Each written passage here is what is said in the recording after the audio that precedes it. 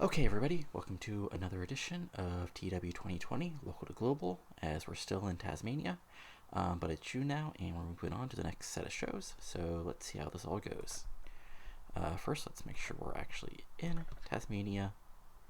And yeah, if you notice here, the wrestling industry, not in a great spot. Not in a great spot at all. But we'll keep on working through it, because that's all we can do. But anyway, off to the actual show, as let's roll through. So we start off with the Outback Cowboys actually starting the show off. Kipper and the Lone Rider basically both, put over the fact that, Kipper's going to face Rob Edwards tonight, even though, Rob Edwards, acts like he's a real fighter. He hasn't had a long time in these wrestling rings like the Kipper. Kipper's like, I've been wrestling, since I was young as a Lone Rider. And if you think just because you've been in a cage a couple of times that you can take me on, buddy, well, you've got another thing coming.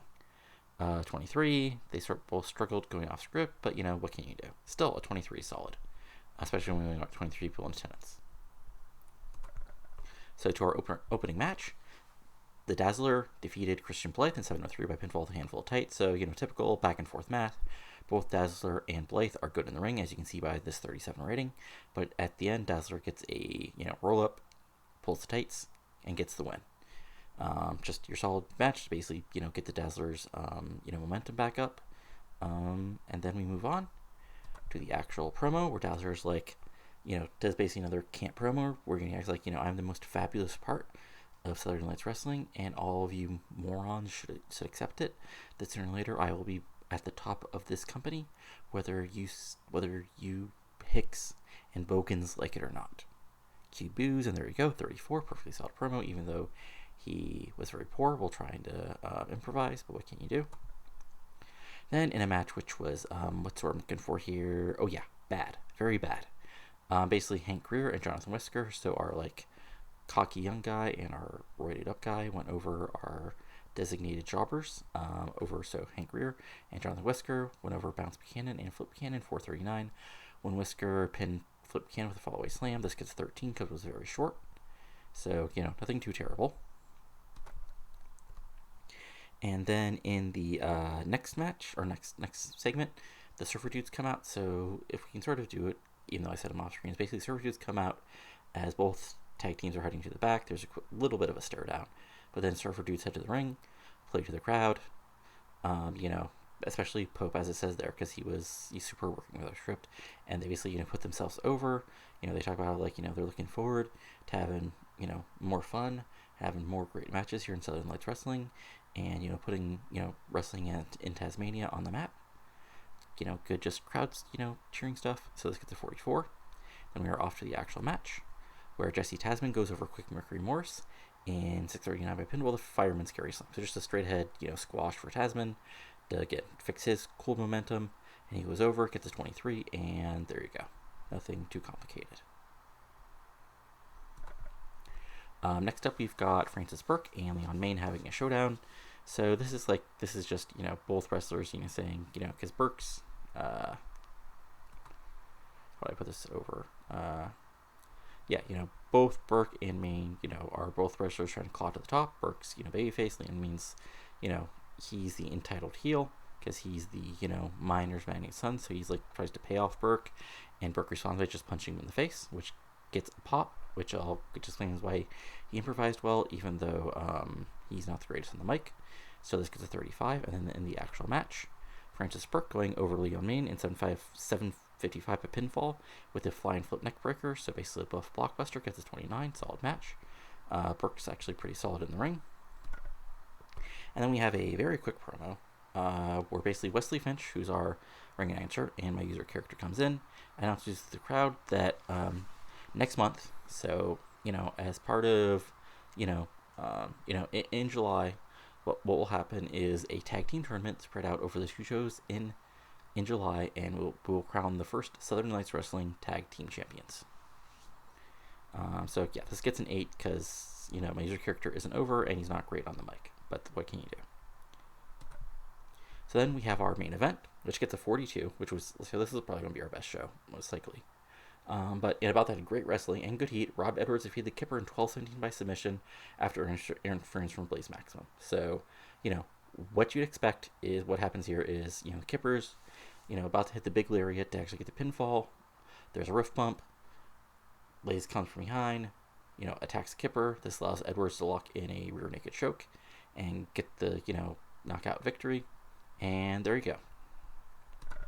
And then Rob Edwards and Blaze Maximum continue their beatdown of the Kipper, but Lone Rider tries to save, but also gets beat down, but he's fighting 1-2, so that looks okay. So this gets a 35. Lone Rider was terrible, because he actually is not good at all, but, the Kipper needs a partner. What can you do? So this gets a 35, and we finish the show out with a 40. So, yeah. So here's some people who get, so Francis Burke, Rob Edwards, and who's the other guy who I wanted to give? Oh, yeah. Because he's basically our speech. Everybody seemed pleased. And let's just see if anything too interesting happened in the sort of like, as far as with our company or anything else too weird. And so this will just take a second to load up. As we look at Gabriela Ortega. So quickly, no mail. So people left the business. Sean McFly won the world title in CWA. Okay, as you we'll see if you watch my CWA videos. That's probably not the best idea long term, but what can you do? But as a quick look, if we look at our roster and we look at people's momentum. So momentum wise, okay. So Francis Burke is still cold because I killed him the first couple shows. Lancelot, Lone Rider, and Hangry are still chilly, so that's unfortunate. There's still some people cooled, but the good news is Jesse Tasman is up to neutral, so that's a positive.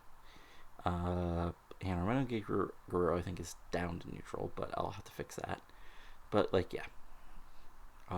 So Rob Edwards is hot as a heel, and so is Hang 10. And then if we look to creative, yeah, this is sort of the stuff you'd expect. But anyway, we'll be back in just a second with the second show of the month, and see you then. Time for show number 2 of the month, as we're still in beautiful Hobart.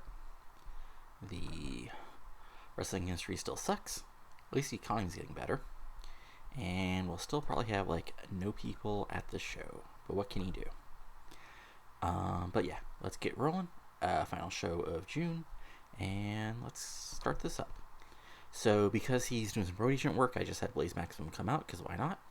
But anyway, Blaze opened the show, but surprisingly, as he sort of is being basically an ass about celebrating the fact that Rob Edwards tapped this somebody legendary Kipper out. So out comes Lone Rider, and we have a brawl. This gets a 33, probably better because I rated Lone Rider on fighting as opposed to talking, because he can't do that at all. Then we have in About That a Good Wrestling and a decent reaction from the crowd. Lone Rider defeated Blaze Maximum in 551 by pinfall with a ride-on following interference from the Kipper. So this is just, the faces getting, a little bit of revenge. Kipper comes out, hits Blaze Maximum with a lariat. Lone Rider gets the pinfall. Everybody pops, but Blaze doesn't look bad because basically the faces basically got a shot back on him. But this gets a 34. Shockingly, Lone Rider did really good in the ring. So let me see here. Blaze. Okay, Blaze is penalized for trying to go all out. Okay. I guess I gave him for reading. Lone Rider is actually decent in the ring. He just absolutely sucks as far as talking goes. Okay, but anyway, this gets 34. Solid stuff. Then we have a squash match to help get Reggie Hammer over as he defeats designated jobber Flip Buchanan in 357 by pinfall to Hammer Jammer. So that gets a 9 because they're both jobbers. This was really short. So what else can you do? But here we go. And then Reggie Hammer celebrates. This only went, oh, god damn it. I knew there was going to be one thing where I forgot to Keith Cole. But anyway, this is a quick, 2-minute thing where Reggie Hammer celebrates. Gets a 23. Then XS is doing a TikTok video again, pissing off the, shall we say, less than social media friendly people who are likely in this crowd of 24 people in beautiful Hobart, Tasmania. And finally, Francis Burke comes out and says,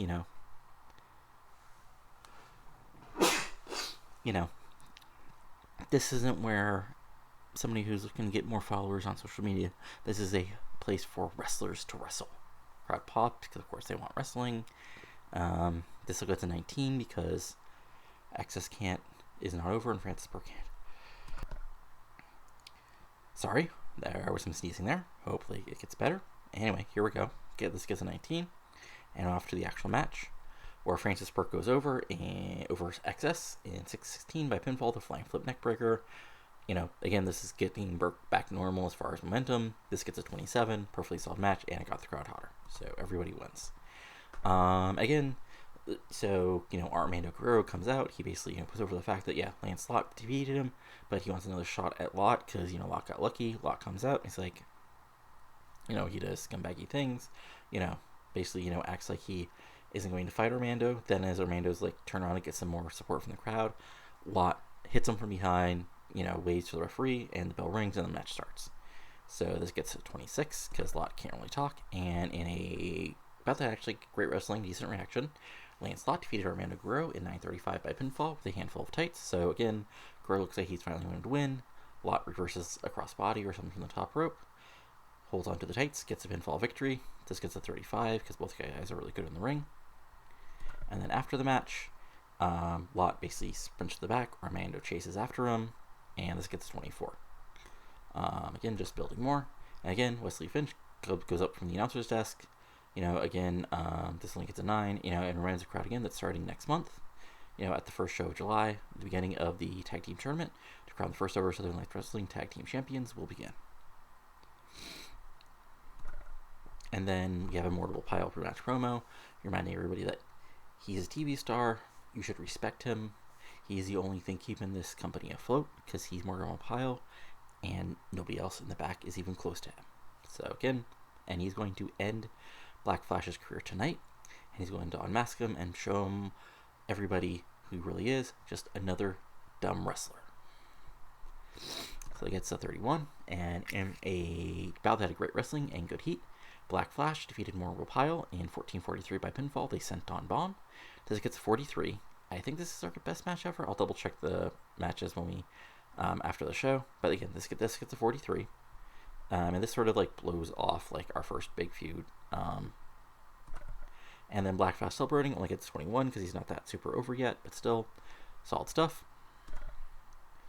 And this gets 37, so not quite as good as our last show, but still a really good show. Let's see here.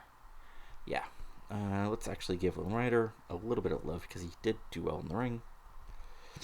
Let's say Blaze, you get playing out as a good example, and Black Flash, you did well. Lone Rider was pleased. Blaze Maxim seems pleased. And let's push this through. And then we'll finish up the month of June. We'll check where we are as far as fan nights, figuring out where the company is as far as overness and all that other stuff. Nikki Champion won the world title. Okay. No mail. Let's get to,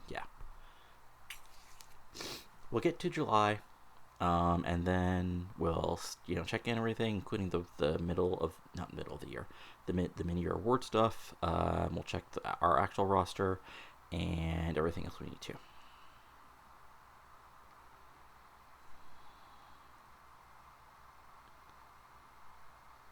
This is going to take a second. Tag team of the year. Tag team match player. Okay. Yep. Okay. So rest of the year so far is Edward Cornell. That makes sense. Company of the year is 21 CW. Team of the year is Mikey Lau and Valiant. Okay. Match of the year is Lee Burton defeating Tommy Cornell. Okay. Show of the year is Head to Head. Young wrestler is David Stone. Of course it is. Veteran wrestler is Rich Money. Female wrestler is that girl. Independent wrestler is Marcos Flores. And okay, that's about it. So yeah. So let's start with the top. So creative-wise, so creative-wise, Pope Zeller top guy, Redwood is basically our top heel, Tasman's right below him, Black Flash and Blaze Maxim are right below those guys. Next big thing, still nothing. Hot prospects, nothing. Talk to talk, so you can see who can actually cut a promo. Showstoppers are these guys. Who's hot is who you'd expect so far. Who's not is these guys.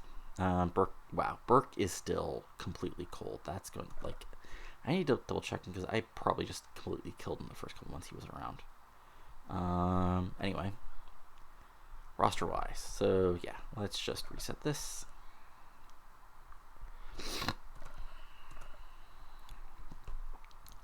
So we got Quick Workery Morris. Again, he's just a jobber. But again, he's slowly building himself up. Armando is our man. Let's see here. Yeah, he's been around 16 or 17 the whole time. He's officially down to cold momentum, which is something we'll need to fix. Black Flash is back up to 28 popularity in beautiful Tasmania, which is a good thing because we had sort of hurt him, but now he's back to where he was. Yeah. Blaze, we probably need to rebuild a little bit because we have sort of been dropping him out. He hasn't won a match on CP2 Lone Rider back in March. So he's probably somebody we need to sort of rebuild as a heel. But at least he still has more momentum, so that's good. Bounce is a pure jobber, but he's getting kind of over just by losing a lot. Siri is not really over yet because she's not really in an angle yet. She's just sort of appearing. Christian Blythe is at an 11 in Tasmania, which I think is an improvement over things. Let's see here. Yeah, again, he just, he's getting over even though, he's lost every match he's been in. Just because he's really solid in the ring. Oops, let's go back to our actual roster. Dazzler is back to war momentum, so that's good. He's up to 22 popularity, which is also solid. Again, Flips up to 9, even though he's a pure jobber. Francis Burke, okay, so he's still at cold momentum. Let me just look here. Okay, how badly did I kill him the first couple months? Okay. He basically lost his 1, 2, 3, 4, 5. Okay. So that makes sense that I completely killed him. But popularity-wise, starting from scratch, he's actually really solidly built, himself up to a 17, so not bad at all. Hack is Hack. I didn't use him, so he might have dropped because I didn't use him. Let's see here. No, he's about the same, so that's good. Hang 10 is up to 17. Let's see here, which is about the same, so that's solid. Hank Greer is at 15, even though he's at chilly momentum. Because, again, since he was basically as a designated jobber, he's won. Well, he's been winning some matches, which is what, we need him to do. Oops, I keep on forgetting to do that. One must close. Jesse Tasman is up to 17s as well. John Wesker is warm. He's up to 16. Lance Lott is chilly momentum, but he's up to 16, so that's good. Leon Main's up to 17, even though again he's had one win and lost every other match he's been in. So again, Lone Riders up to 17. Let's see here. Yeah, and remember, 17's sort of a cap for people in small feds like this, unless I bring other people who are more over in to basically job to them, which is something I might need to do, especially for these next couple shows. Sort of break that. Mortimer's down to 19, which is unfortunate, but I've also been jobbing him, so that makes sense. Reggie Hammer's up to 12. Rob Edwards is up to 21, which sort of makes sense because I did put him over, who you'll see in a second, who is more over, which is the Kipper. So there you go. Wesley Finch is down. He is up to a 5, so yay for him. And XSP, even though, again, he's been a pure jobber, he's already up to a 12. So that's all good. Titles, haven't created any yet. I'll create them in sort of the space between the months here. Storylines, again, we only have one real storyline, which is this one, which we'll probably just keep around. I might create a tag team storyline just for the titles. Roster, let's see, announcing, events, pre-booking, top 100s, just to see here. Okay, so Top 100 matches. Okay, so yeah, that was our best match. But Edward Kipper was our second best match. And yeah. Okay, cool. Backstage. Our backstage is still solid. Child companies, company info, developmental, size, right? Okay, so we're up to a 6. That's good. Again, because the world is like we're at a wrestling level 6. Merchandise wise, we're up to 60% as far as merchandise. Getting that up to level 3. Finance wise, we're losing less money, which is what's we're looking for here. Oh yeah, good. But yeah, I mean, we're still, let's see here. We're basically losing money because we're actually marketing things. What I forget what our show costs are mainly. Okay, so right, general and just venue hire and right, okay. And then just workers. We could do one show a month, but that means we'd probably still be at like 3, and we'd have like, we'd still have like less half the losses. Let's see here.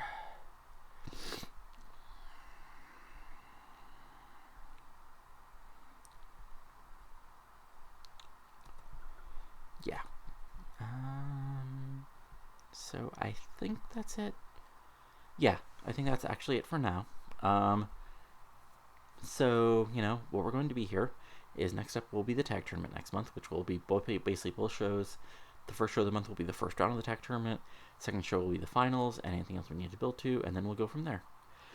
So again, if you've been enjoying this, go ahead and give it a like below, comment, and any thoughts that you have, and subscribe to the channel if you want more fun TEW 2020 content, including my continuing WCW 2003 series, more MLW.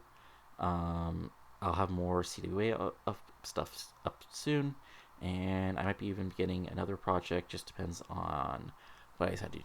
Anyway, that's all for now. So talk to you later, and adios.